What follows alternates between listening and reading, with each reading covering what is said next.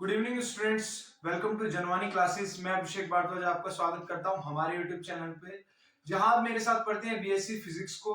बच्चों, आपका ये जो सीरीज चल रही थी, आपकी सेमेस्टर थर्ड की सीरीज चल रही थी, जिसमें मैं आपकी यूनिट नंबर थर्ड करवा रहा था, जिसका नाम क्या है, टाइम वेरिंग इलेक्ट्रोमैग्नेटिक फील्ड। ठीक है, आपकी यूनिट नंबर थर्ड चल रही थी। ठीक है, ये रहा आपका यूनिट का नाम, टाइम वेरिंग इलेक्ट्रोमैग्नेटिक फील्ड।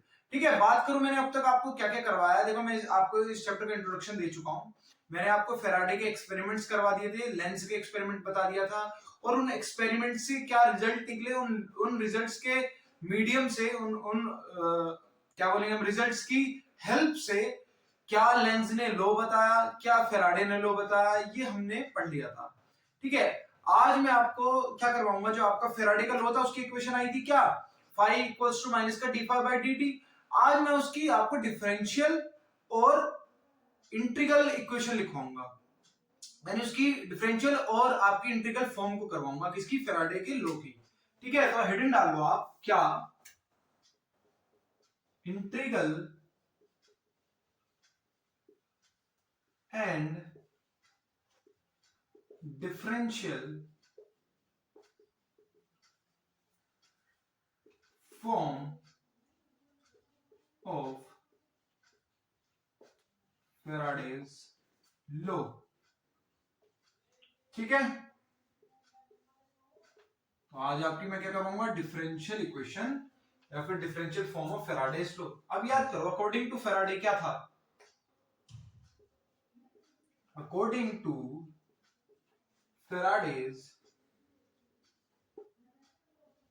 लो, फेराडे ने क्या बताया था,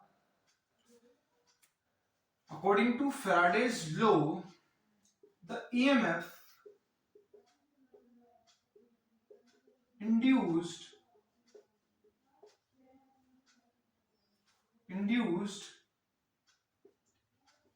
in an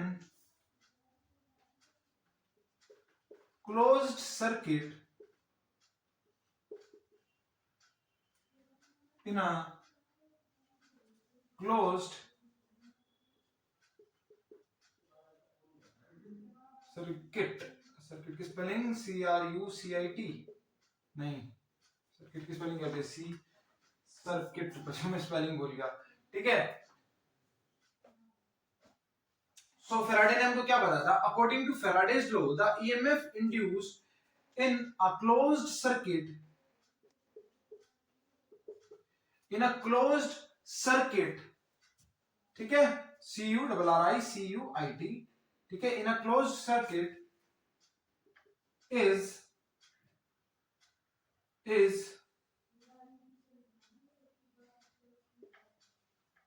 time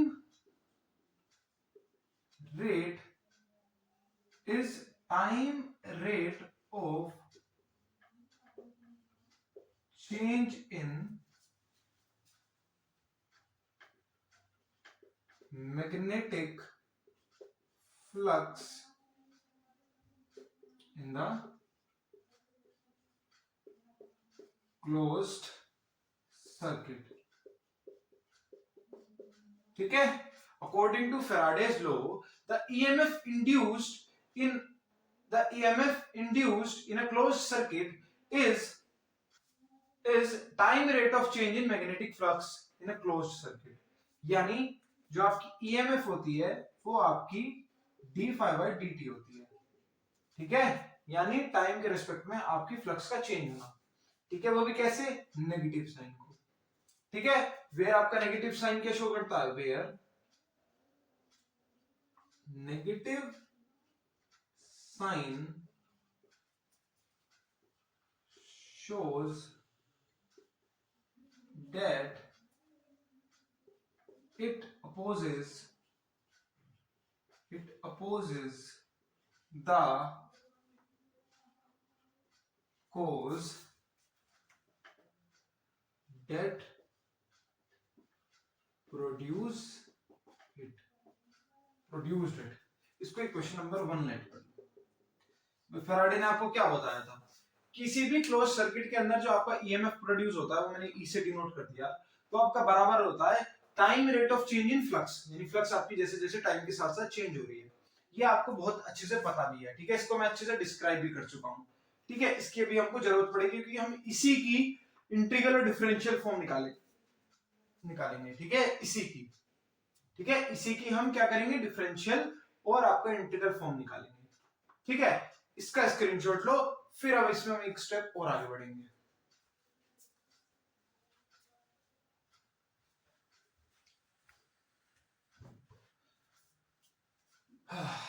डन। चलो अब देखना,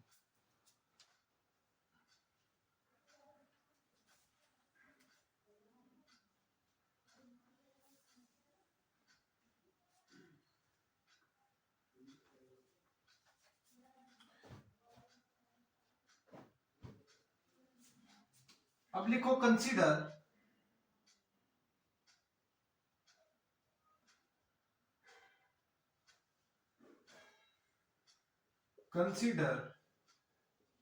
a closed surface S in a magnetic field. Consider a closed surface S, ठीक है, from which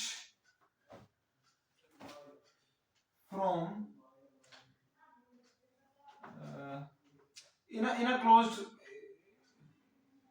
closed surface S in a magnetic field, in a magnetic field,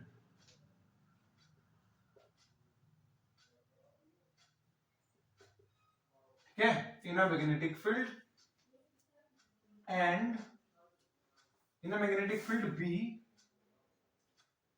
in a magnetic field B, ठीक है, and magnetic lines of forces are passing through it, ठीक है, ठीक है। यानी हमने क्या करा, हमने क्लोज सरफेस लेट कर लिया है। चलो मैं पहले एक बार ये पूरी लाइन लिखता हूं, फिर मैं आपको समझाता हूं मैं लिख क्या रहा हूं, ठीक है बच्चों। यही आपके नोट्स है, मैं साथ साथ नोट्स भी बनवा रहा हूं क्योंकि कई बच्चों का आ रहा है सर नोट्स अलग से प्रोवाइड करवा दो। ये नोट्स ही तो है बच्चों, ये सब डेफिनेशन जो मैं चीजें लिख रहा हूं ना, जो भी समझा रहा हूं वो डेफिनेशन के तौर पे आपको ये लिख भी रहा हूं, ये थ्योरी ही है आपकी, ठीक है, इसको नोट्स बनाते चलना। So magnetic lines of forces are passing through it, ठीक है। Then for small area ds, for small area ds, the flux from then for आएगा बच्चों, for small area, then for small area ds the flux, ठीक है। अब देखना, अगर मैं सिर्फ स्मॉल एरिया ds के लिए ले लूं तो आपकी जो फ्लक्स होती हैं वो किसके बराबर होती हैं, इंटीग्रेशन b डॉट ds के। ये आपका कौन सा लॉ है, ये आपका गॉस थ्योरम है ना बच्चों, याद करो, b डॉट ds के बराबर होती है। गॉस थ्योरम तो खैर q अपन एप्सिलॉन नॉट है, एक फ्लक्स का ही आपका फॉर्मूला था, इसको इक्वेशन नंबर 2 लेट कर लो, ठीक है। अब देखो क्या भाई मैंने इसमें क्या बोला है, पहले समझना, इसको मैं रिमूव कर देता हूं फिर मैं आपको बताता हूं मैंने इसमें बोला है। मैंने लेट कर लिया, डायग्राम जो बनाऊंगा इसको भी नोट कर लेना। मैंने लेट कर लिया है कि मेरे पास एक क्लोज सरफेस है S, ये मेरे पास एक क्लोज सरफेस है S, ठीक है, जो कि एक मैग्नेटिक फील्ड के अंदर है, यानी इस तरीके से इसके बाहर क्या एक मैग्नेटिक फील्ड है, और इसमें से क्या हो रहा है, इसमें से मैग्नेटिक लाइंस ऑफ फोर्सेस क्या हो रही हैं, पास होती जाती हैं, ठीक है, मैग्नेटिक लाइंस ऑफ फोर्सेस क्या हो रही हैं, पास होती जाती हैं,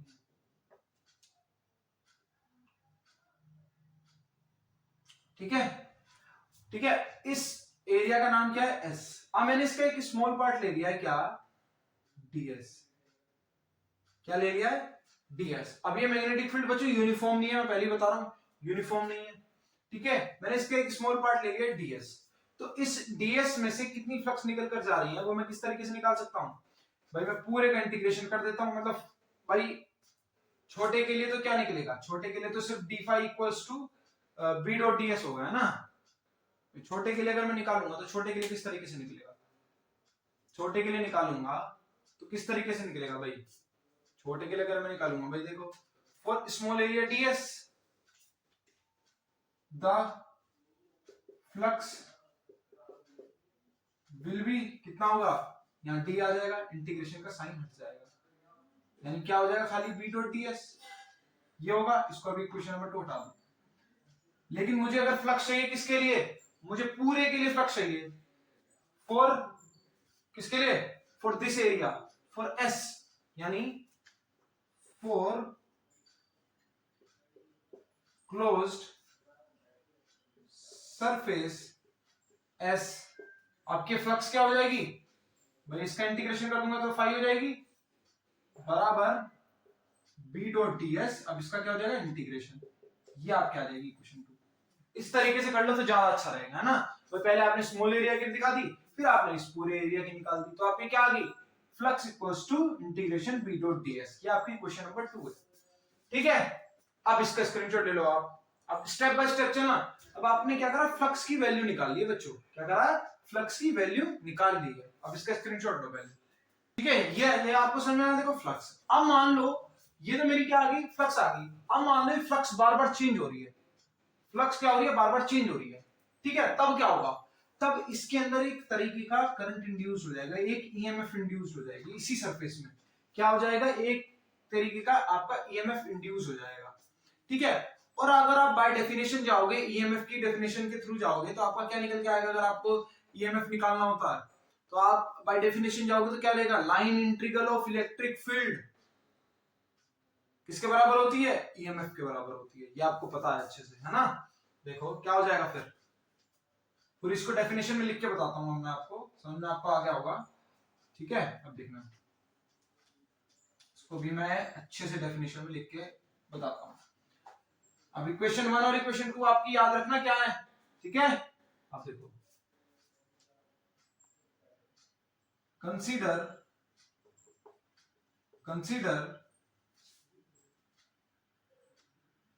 magnetic flux are varying with time. This will produce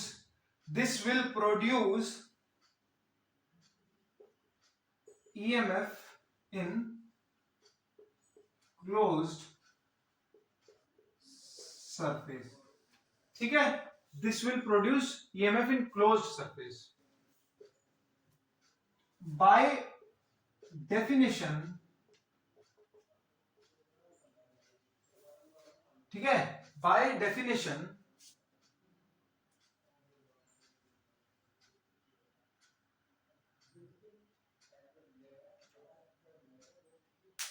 electric field produce हो जाएगी बच्चों आपके, है ना भाई। जब बार बार ईएमएफ आप चेंज करेंगे तो करंट इंड्यूस होगा तो उसकी वजह से क्या होगा, आपकी इलेक्ट्रिक फील्ड, ईएमएफ भी प्रोड्यूस हो जाएगी और इलेक्ट्रिक फील्ड भी प्रोड्यूस हो जाएगा। तो इतना ही, चलो ठीक है। By definition the line integral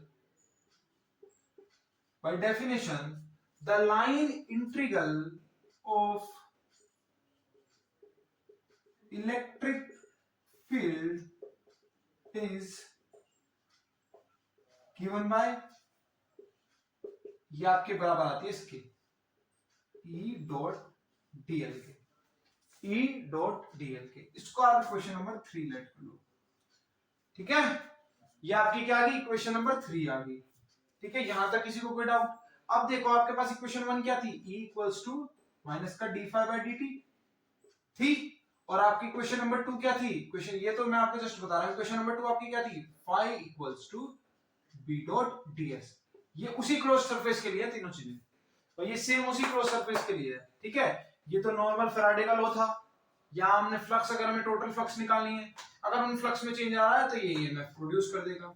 अब अगर मैं क्या करूं, मैं इसकी वैल्यू उठाऊं इक्वेशन 2 की, इसकी वैल्यू उठाऊं इक्वेशन नंबर 3 की, और पुट कर दूं इक्वेशन नंबर 1 में, तब क्या चीज होगी, ठीक है, उसको मैं बताता हूं, पहले आप इसे नोट करो।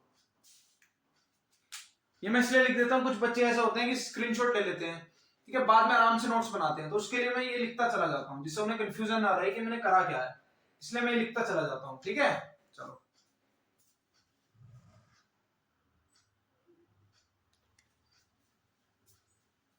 चले, चलो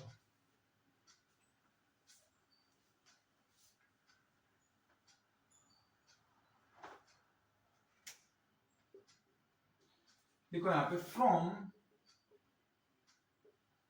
equation 2 and 3 equation 1 become equation 2 और 3 की मदद से आपकी इक्वेशन 1 क्या बन जाएगी, ईएमएफ की जगह पर मैं क्या लिख सकता हूं, integration of E dot dl बराबर माइनस का डी बाई डी टी, और फाई की जगह पर मैं क्या लिख सकता हूं, फाई की जगह पर हमारा मेरा आ जाएगा integral B dot d s, ये मेरा आ जाएगा। और इसी को मैं क्या बोलूंगा, इसी को मैं बच्चों बोल दूंगा, इसको क्वेश्चन नंबर 4 लेट करो, इसी को मैं बोल दूंगा equation 4 is known as integral form of Faraday's law। ठीक है, Faraday's law, यही आपकी क्या है, यही आपकी इंटीग्रल फॉर्म है फैराडे लॉ की, यही आपकी क्या है, इंटीग्रल फॉर्म है फैराडेज लॉ की। ठीक है, इसी को हम बोलते हैं integral form of Faraday's law. इसका स्क्रीनशॉट ले लो बच्चों फटाफट से एक बार। ठीक है, फिर मैं इसमें आगे बढ़ता हूं और आपको क्या करवाऊंगा, आपको डिफरेंशियल इक्वेशन करवाऊंगा। ठीक है, आपको क्या करवाऊंगा, डिफरेंशियल इक्वेशन। अब ये तो आपकी क्या आ गई है, ये आपकी इंटीग्रल इक्वेशन आ गई, यानी इंटीग्रल फॉर्म आ गई है। अब आपको क्या चाहिए, डिफरेंशियल फॉर्म चाहिए। तो देखो डिफरेंशियल फॉर्म के लिए मैं क्या करूंगा, अब अगर आप ध्यान दोगे, एक साइड तो आपकी लाइन इंटीग्रल है, एक साइड आपकी इसकी क्या है, सरफेस इंटीग्रल है। तो हम लाइन इंटीग्रल को सरफेस इंटीग्रल में किस तरीके से कन्वर्ट करते हैं, अब उसे समझेंगे। अब उसे किस तरीके से कन्वर्ट करते हैं उसे समझना।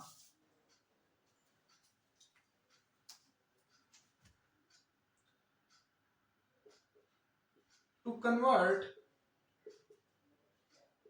line integral into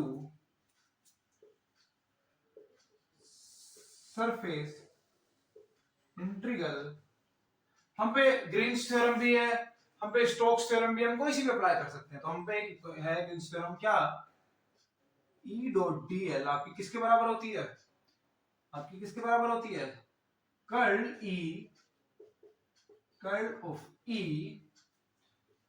और डी एस के बराबर होती है, curl of E D S के बराबर होती है। ये आपकी इक्वेशन नंबर 5 है। ठीक है, ये आपकी क्या है, इक्वेशन नंबर 5, जिसमें आपकी क्या होती है, curl of E D S के बराबर होती है। ठीक है, अब आप इसका स्क्रीनशॉट ले लो, फिर मैं आगे बढ़ता हूं। हल्का सा वो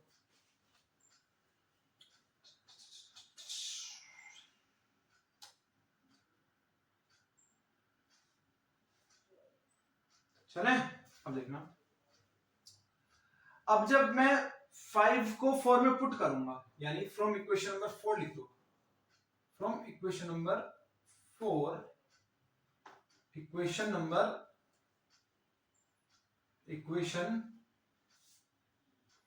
from equation number 5, equation number 4 become, ठीक है, इक्वेशन नंबर 4 आपकी क्या बन जाएगी, अब इसकी जगह पर मैं क्या लिख सकता हूं, curl of E, curl of E यानी ई डी एस। चलो मैं एक बार इसे अच्छे से लिख देता हूं, पूरा ही मैं अच्छे से लिख देता हूं, कोई कंफ्यूजन नहीं रहनी चाहिए ना, कुछ भी कंफ्यूजन नहीं रहनी चाहिए।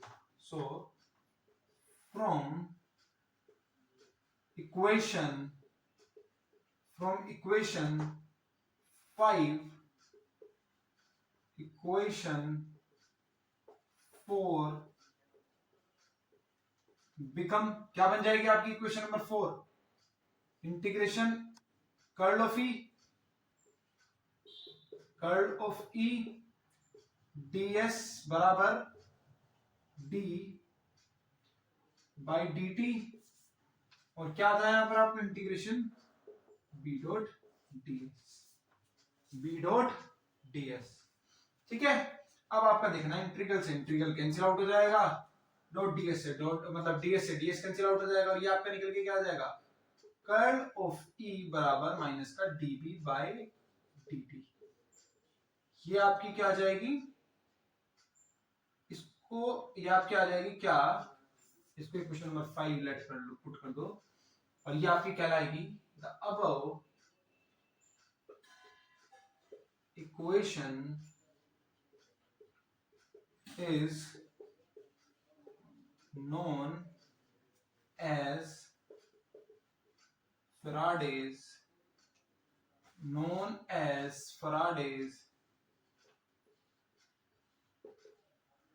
differential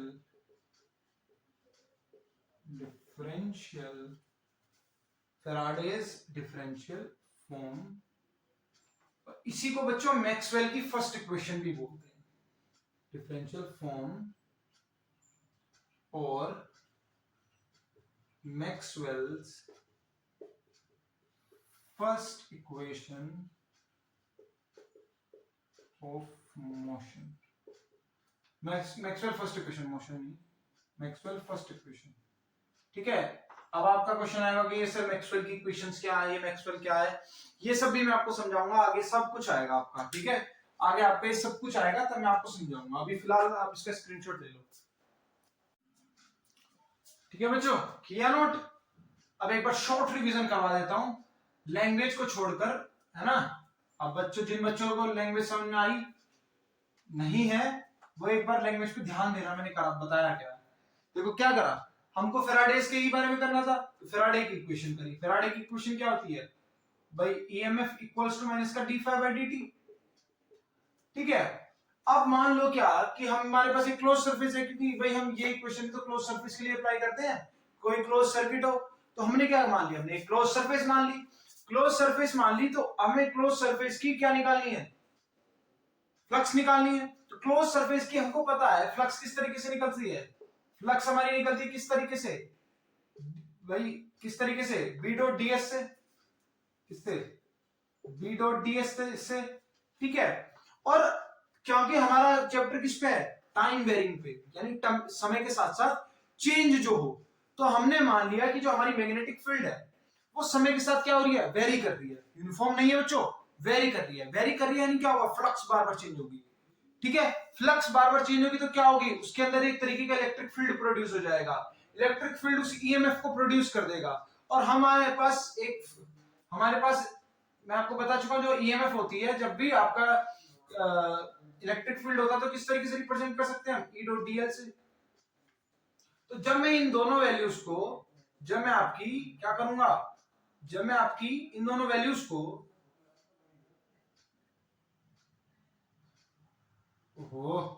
जब मैं आपकी इन दोनों वैल्यूज को इधर पुट करूंगा, तो ये मेरी इक्वेशन क्या बन जाएगी? ये मेरी क्या बन जाएगी? ये बन जाएगी मेरी ई डॉट डीएल बराबर माइनस का डी बाई डी टी, और क्या? B dot ds. यही मेरी क्या है? ये मेरी लीनियर फॉर्म है। अब इसको मैं लाइन इंटीग्रल से सरफेस इंटीग्रल में जब कन्वर्ट कर दूंगा भाई, कर्ल ऑफ ई करके करूंगा, ग्रीन्स थ्योरम लगा लेंगे, ds dt ds क्या हो जाएगा? सिर्फ कर्ल ऑफ ई बचेगा और माइनस का db बाय dt। यही मेरी क्या आ जाएगी? यही मेरी आ जाएगी क्या? Differential form. बस इतना ही था पूरे में जो भी हमने करा अब तक 15-20 मिनट में, वो सिर्फ यही चीजें करी है। ठीक है, लेकिन हम डायरेक्ट नहीं कर सकते, हमको डेफिनेशन भी अच्छे से आपको समझानी है। ठीक है, तो आई होप आपको ये शॉर्ट रिवीजन आज के पूरे लेक्चर का अच्छे से समझ में आया होगा। जिन भी बच्चों को कुछ भी डाउट बचा हो वो कमेंट सेक्शन में मुझे बता देना, मैं आपके डाउट्स को क्लियर करवा दूंगा। ठीक है बच्चों, तो आज के लिए इतना ही रखेंगे। जो भी बच्चे आपके डाउट हो वो सभी कमेंट सेक्शन में बता देना। आप डाउट्स नहीं बता रहे हो आजकल, ठीक है? या तो फिर मैं समझू कि मैं इतना अच्छा पढ़ा रहा हूँ आपको कि आपको सब कुछ समझ में आ रहा है, या फिर मैं ये समझूं कि आपको समझ में नहीं आ रहा है तो आप कुछ बता ही नहीं रहे हो। तो इसलिए समझ आए तो भी बताओ, समझ ना आए तो भी बताओ। इस चीज से मुझे क्लियरिटी रहेगी कि मुझे और कितना इंप्रूव करना है और कितना भी आपको समझाना है इस चीज में। ठीक है, तो आप कमेंट सेक्शन कर कमेंट में मुझे बताते रहा करो कि कितना समझाना है, क्या चीज नहीं आई है, कहाँ पर क्या डाउट आया है। टाइमिंग्स लिख दिया करो कि इस क्वेश्चन में आपको क्या समझाया, तो मेरे को स्पेसिफिक हो जाएगा। तो नेक्स्ट लेक्चर में मैं फिर वही एक पर्टिकुलर चीज जो आपको नहीं समझ में आई है वो मैं समझा दूंगा। ठीक है, तो आज के लिए इतना ही रखते हैं। Thank you very much.